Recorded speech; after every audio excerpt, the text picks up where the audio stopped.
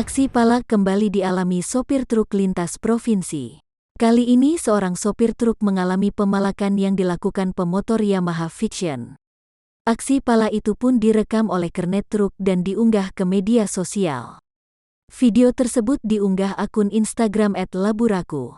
Terlihat pada video, pemotor berboncengan naik Yamaha Fiction melaju mendahului mobil truk.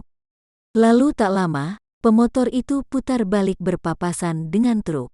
Saat berpapasan, truk dan motor tersebut sempat berhenti dan seperti mengobrol. Tak lama, terlihat cuplikan pemotor itu ngebut sambil boncengan melempar batu ke kaca truk. Dikutip dari keterangan, peristiwa itu terjadi di Linsum Aek Ledong, perbatasan Labura, Asahan, Sumatera Utara.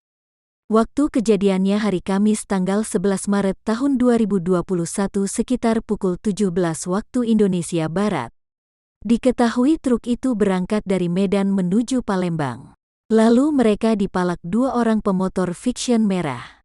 Karena enggak dikasih, pemotor Fiction itu melempar kaca truk dengan batu.